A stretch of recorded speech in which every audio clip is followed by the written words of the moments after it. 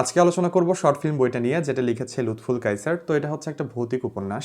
তো আমি ভৌতিক উপন্যাস খুবই কম পড়েছি। মানে খুব একটা বেশি ভৌতিক জনরা আমার কাছে ভালো লাগে না।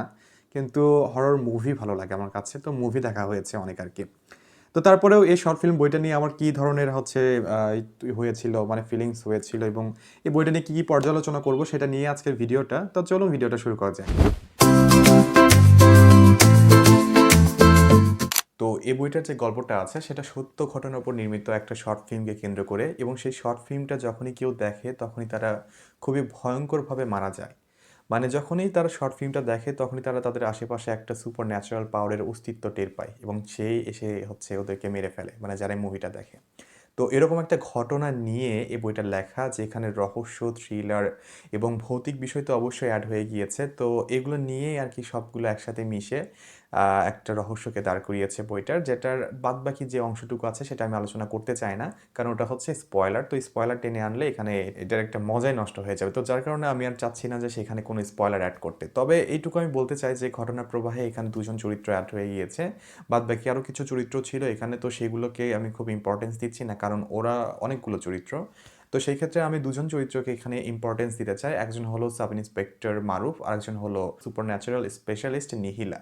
তো এই দুজনকে এখানে অ্যাড করে দেওয়া হয়েছে, যারা এই ঘটনাকে ইনভেস্টিগেশন করে এবং করে রহস্যটা উদ্ঘাটন করে। তো বাদবাকি আর কোনো আলোচনায় যাব না, গেলে সেখান থেকে স্পয়লারটা নষ্ট হয়ে যাবে। তো যার কারণে গল্পটা আমি এখানে থামাচ্ছি, এবং এখন পর্যালোচনায় আসি যে বইটা আমার কাছে পার্সোনালি কেমন লেগেছে এবং আমি কেমন এনজয় করেছি।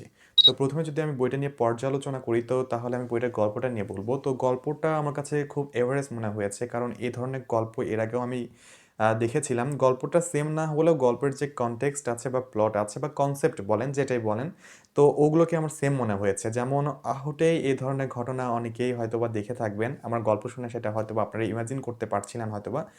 তো ওই ধরনের গল্পটাকেই আর কি আমার কাছে খুব সিম্পল এবং অ্যাভারেজ মনে হচ্ছিল। আর বাদবাকি দিক থেকে যদি আমি বলি, তাহলে বইটার গল্পের স্টোরি টেলিং, তারপরে চরিত্রের চিত্রিত করা, এবং তার পাশাপাশি আরও বেশ কিছু জিনিসকে ব্যালেন্স করে বইটাকে ভালোভাবে সাজানো হয়েছে। তো সেই ক্ষেত্রে সেই জায়গাগুলোতে পড়ে মজাই লাগে। এর বাইরে যদি আরও কিছু খারাপ দিক নিয়ে কথা বলি, খারাপ দিক বলতে কি, মানে বইটার আনুষঙ্গিক যে বিষয় আমাকে আর কি ভালো লাগাতে পারেনি, তো সে বিষয় নিয়ে যদি কথা বলি, তো সেই ক্ষেত্রে বইটাতে আরও কিছু দিক আছে। যেমন এখানে ঘটনার প্রবাহটা কিছু কিছু জায়গাতে একটু ডাউন মনে হচ্ছিল, মানে একই জিনিসই একইভাবে প্রবাহিত হচ্ছিল, যদিও বইটার ঘটনা সেম, মানে সবাই একইভাবে মারা যাচ্ছে। তো সেই ক্ষেত্রে আমি ওই ঘটনাটাকে বলবো না যে একইভাবে এটা ফ্লো মেনটেন করে যাচ্ছে। তো সেই ক্ষেত্রে আমার মনে হচ্ছিল যে বইটার কিছু জায়গাতে মানে কিছু কিছু ঘটনাকে খুবই ডাউন করে হচ্ছে রিপ্রেজেন্ট করা হচ্ছে, যেগুলো চাইলে আরও বেশি মানে হাই করে রিপ্রেজেন্ট করা যেত, এবং করলে মনে হতো যে আরও বেশি ভালো লাগতো সেই জায়গাগুলো। তো এর বাহিরে আরেকটা জায়গাতে আমার একটু পয়েন্ট ডাউন মনে হচ্ছে, সেটা হচ্ছে যে যে ইন্সপেক্টর আছে, মানে সাব ইন্সপেক্টর মারুফ, ওনার যে চরিত্রের যে বিন্যাসটা এখানে করা আছে, তো সেটা একটু মনে হয় যে দুর্বলভাবেই উপস্থাপন করা হয়েছে। কারণ উনি একজন ইনভেস্টিগেটর, উনাকে চাইলে আরও ভালোভাবে এখানে মানে প্রত্যক্ষভাবে অ্যাড করা যেত এবং খুবই অ্যাক্টিভলি অ্যাড করা যেত। তো সেখানে আমার একটু মনে হয়েছে যে ওনাকে ডাউনভাবে রিপ্রেজেন্ট করা হয়েছে। এর বাহিরে যে চরিত্রটা আছে নিহিলা, মানে যে অতিপ্রাকৃত অভিজ্ঞ বা বিশেষজ্ঞ একজন মহিলা, তো উনার যে বিষয়টা এখানে তুলে ধরা হয়েছে সেটা খুবই বলিষ্ঠভাবে তুলে ধরা হয়েছে। তো সেই ক্ষেত্রে ওটা আমার ভালো লেগেছে, কিন্তু এক্ষেত্রে পুলিশ ইন্সপেক্টরের যে এই ঘটনাটা আছে ওটা আমাকে খুব একটা মুগ্ধ করতে পারেনি।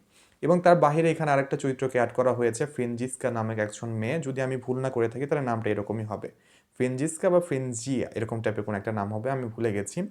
তো উনাকে যেভাবে এখানে অ্যাড করা হয়েছে, তো ওই বিষয়টাকেও খুব সুন্দরভাবে ব্যালেন্স করা হয়েছে, যদিও ভালো লেগেছে। তবে এর বাহিরে আরেকটা দিক আছে, সেটা আমার কাছে হাস্যকর মনে হয়েছে। সেটা হলো যে মানে অতিপ্রাকৃত বিষয়ের সাথে তন্ত্রমন্ত্রের একটা সংযুক্তি থাকে। তো এখানে যে এই তন্ত্রমন্ত্রের বিষয়গুলো অ্যাড করা হয়েছে, মানে মন্ত্র বিষয়টা অ্যাড করা হয়েছে, তো সেই মন্ত্রগুলো যখন আমি পড়ছিলাম তখন আমার কাছে বেশ হাস্যকর মনে হচ্ছিল। মনে হচ্ছিল যে ভৌতিক বিষয়ের সাথে এগুলো হিংটিং ছটের মতো একটা কমেডি মিশে যাচ্ছে। তো ওই জিনিসটা আমার কাছে একটু দৃষ্টিকটু বা পড়তে একটু কটু মনে হয়েছে। তো বইটা সম্পর্কে যদি আমি ওভারঅল কোনো কথা বলি আমার নিজস্ব মতামত অনুযায়ী, তবে সেই ক্ষেত্রে আমি বলব যে বইটা আমার কাছে খুব একটা ভালো লাগেনি।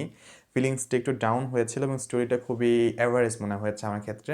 তবে এই জিনিসটা আপনাদের ক্ষেত্রে কিন্তু আলাদা মনে হতেও পারে। আমার যে ফিলিংস ডাউন ছিল সেটা আপনাদের ক্ষেত্রে হাই হতে পারে। এটা পারসন টু পারসন ভেরি করবে ভালো লাগা খারাপ লাগার বিষয়টা। তো সেই ক্ষেত্রে আপনাদের ফিলিংসটা কেমন হবে সেটা আমি জানি না। তবে যারা আমার রিভিউ দেখে বিবেচনা করে বইটা পড়তে চান তো তারা একটু ভেবেচিন্তে পড়তে পারেন। আমি কাউকে সাজেস্ট করব না বইটা। আপনাদের উপরেই ছেড়ে দিলাম এটা পড়বেন কি পড়বেন না। তো আজকের ভিডিওটা এই পর্যন্তই। আশা করি পরবর্তীতে নতুন কোনো ভিডিওতে দেখা হবে। সে পর্যন্ত অপেক্ষা করবেন এবং যাওয়ার আগে বলতে চাই বুক স্টাইলস বাই পল্লবের ইউটিউব চ্যানেল এবং ফেসবুক পেজ সাবস্ক্রাইব অথবা ফলো করতে ভুলবেন না। ধন্যবাদ সবাইকে। দেখা হবে পরবর্তী ভিডিওতে।